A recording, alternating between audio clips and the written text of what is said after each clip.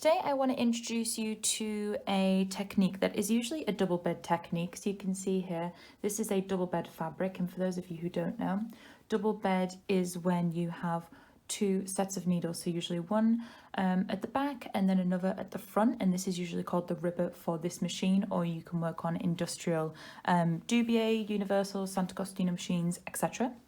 But I've been playing around with a single bed version, so I want to kind of go through that with you. But the idea behind inlay is that when you have two beds, you are inserting a yarn into those beds and you are exposing it by taking needles out of action. Now you can see here I'm working with quite a thick yarn, so this is like a recycled jersey yarn.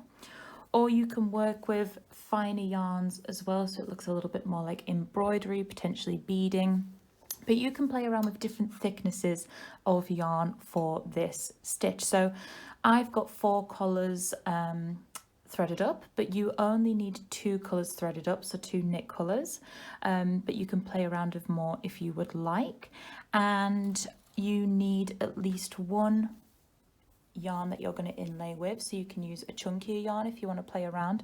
I would suggest do some experimenting first with your yarns, but you can inlay with literally any yarn. It could be thinner yarns, thicker yarns, unconventional yarns, whatever it is you want to play with.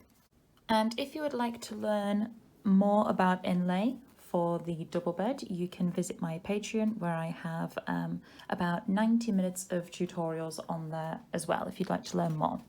So you can see on my machine I have already cast on and I've knitted quite a bit already, but that doesn't matter. We're going to go through it together now. So basically it's a stitch that you're probably used to using before, you may have seen before, called lifting. So lifting is when we lift stitches underneath and we bring them up onto the needles. Sometimes it can be used to make a hem on a knitted piece, but we're essentially just lifting the fabric up, and I'm going to go through that with you in a second. So get cast on for me 32 needles with weights attached to your carriage on the right hand side, ready to start. You don't need your needles in the hold position, D for silver reed, E for brother. I've just done that because I need it for the next part of the process on my machine. So get cast on and we will go from there. You may also need for this lesson a needle pusher. It depends on the thickness of your yarn, etc. I'm going to go through these points, but you might need to have one. But if you don't have one, don't worry, you can just use your hand to bring needles forward if that's the case. But anyway, so when you've cast on, make sure you change colour, and I want you to start by knitting just 4 rows for me.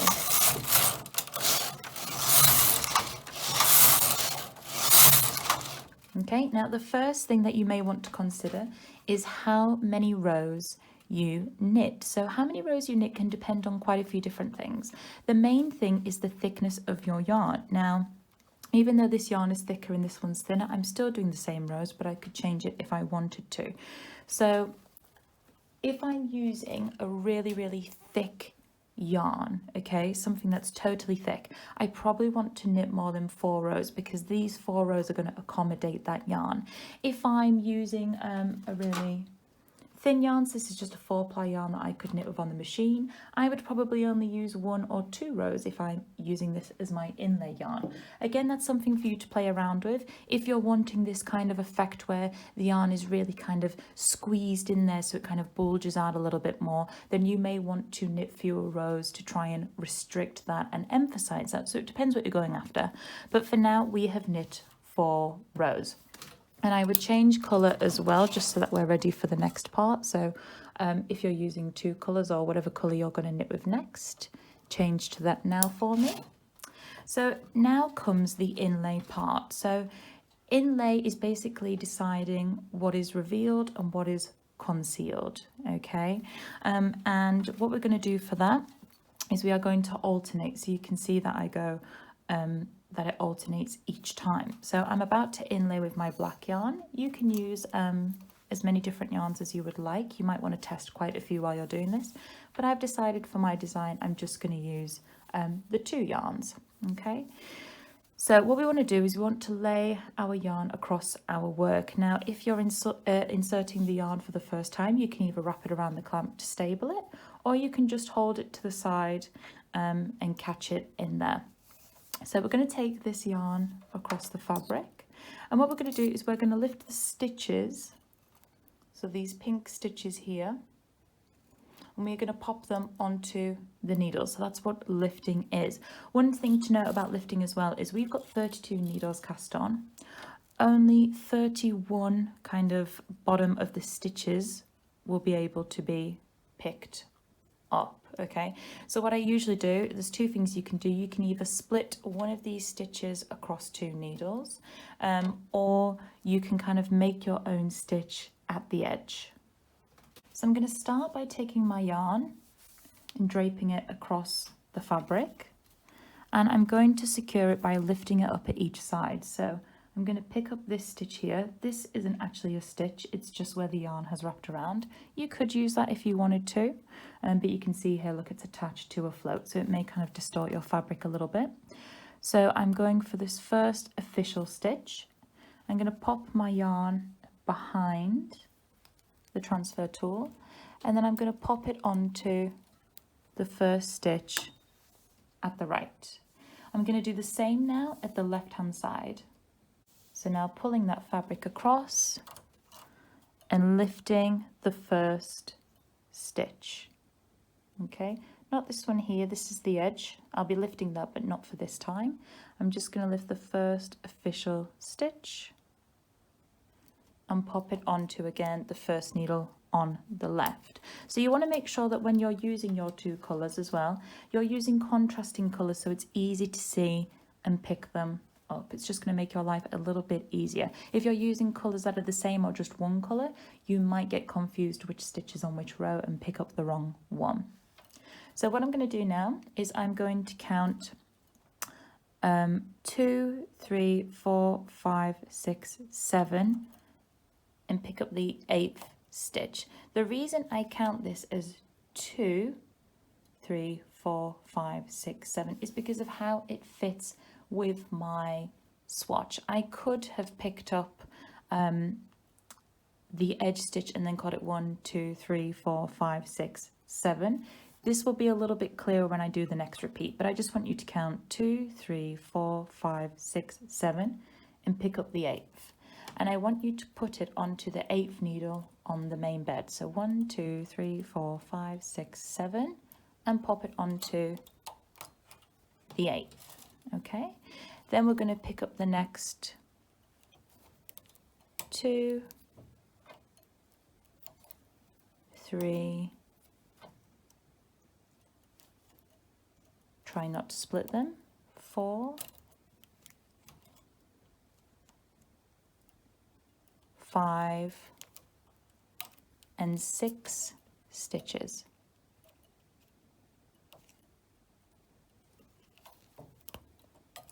Okay, and you may notice as well that when I'm working with the black rows, it's just a little bit tighter, and that's because the black yarn that I'm inlaying with is a lot thicker than the green yarn. So the green yarn's easier to work with, but I'm happy for this. I could have knit more rows to accommodate the black, but I've chosen not to, so it's a little bit more constricted.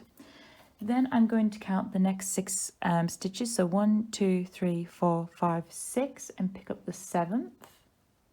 And I'm going to correlate that with 1, 2, 3, 4, 5, 6, 7 and put it onto the 7th needle on the back. And you can always double check 1, 2, 3, 4, 5, 6.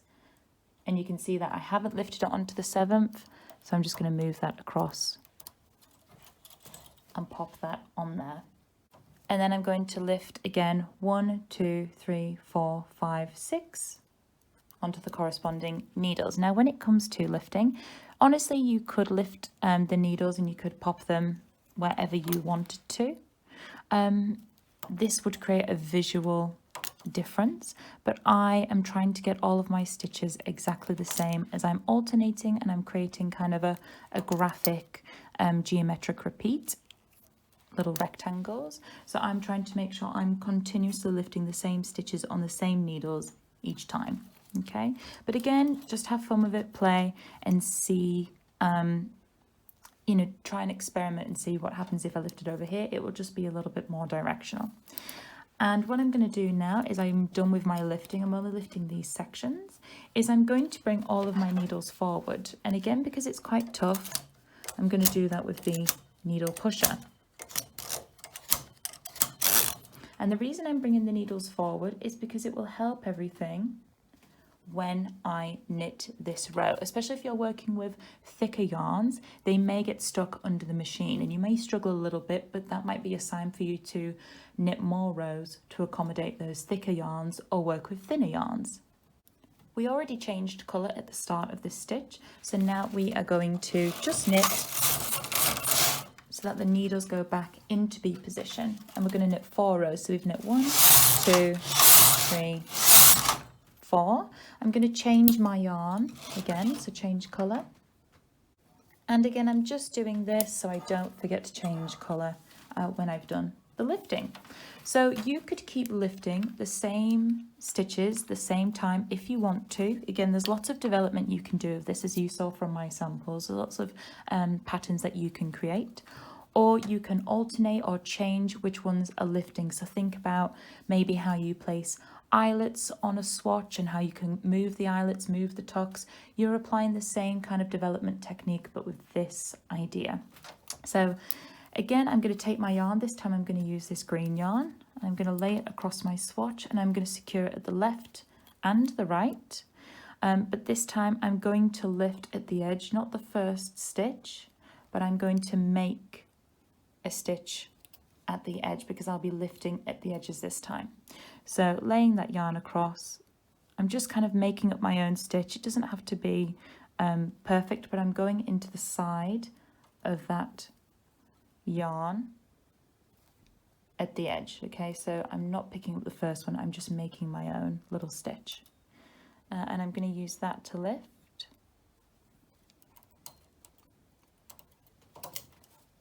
And again, you can see that my yarn has slanted across, so I'm just going to manipulate that and move it. I'll straighten this back up afterwards. And I'm going to pick it up at the right hand side with the first stitch.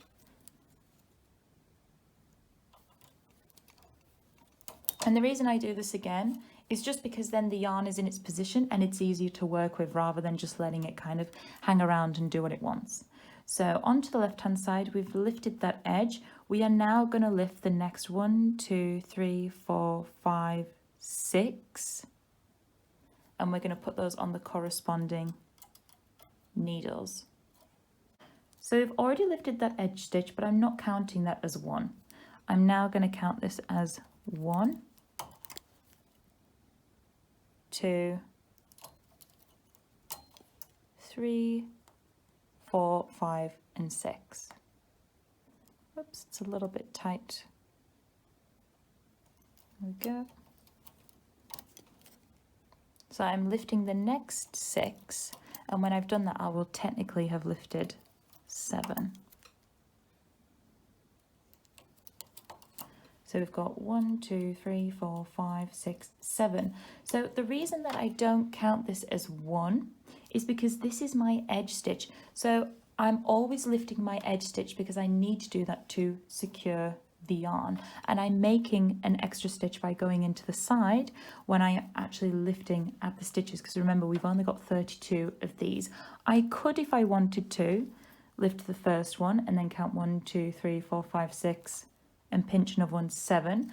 But I feel sometimes when you do this, you kind of lose track of which stitch you originally picked up and put where, so you might end up putting it onto this needle and then this needle, and it can kind of look a little bit irregular. So if I'm working at the edge, I like to add an extra one. So we've lifted up 6, so again we're going to count 6 plus 1, let's say. We're going to lift up now 1, 2, 3, 4, 5, 6, the 7th one, and we're going to count a gap of 1, 2, 3, 4, 5, 6 and pop it again on the 7th. So again, 2, 3, 4, 5, 6, leaving a gap of 6. 1, 2, 3, 4, 5, 6, picking up the 7th, and again corresponding 1, 2, 3, 4, 5, 6 onto the 7th, and picking up the rest. Now it can get a little bit tight when you're working with the edges, and you might even be able to see here my stitch has kind of disappeared, and I don't want to leave this stitch empty. I still want to lift it up, so I'm going to just have to try and find that stitch which is there and pop it on. So every stitch has a home basically. And again, I'm going to bring all my needles forward. You can do it with a needle pusher or just your hand. And then I'm going to now knit my 4 rows again. And I'm going to basically repeat that until I've got the required depth that I like for my fabric. Now, if you're developing this idea, again, you're thinking about what am I revealing and what am I concealing. So what you're concealing is what's been lifted, and what you're not lifting is what will be on show. This is obviously going to be the right side of your fabric. On the wrong side of your fabric, you're probably going to have coloured ripples, but on this side, you've actually filled them with something. Okay, so have a play around with that. Like I said, you can come up with more kind of geometric graphic ideas. You don't have to just keep your needles in the same place. You can move where you lift. So you might want to stagger. You might want to pick up the first 3 and then inlay, and then pick up the next 3, inlay, the next 3, inlay, and move that across until you have completed going from left to right or right to left, and then repeat it, or something like that. There's lots and lots of development that you can do with this, but I thought we could just play with something that was quite easy. Go over this a few times, get used to that repetition of lifting the needle. And again, if you would like to share any of your samples, I know a few of you did that with me last time on Instagram, then please send them over to me on there. And if you'd like any more tutorials, you can head to Patreon.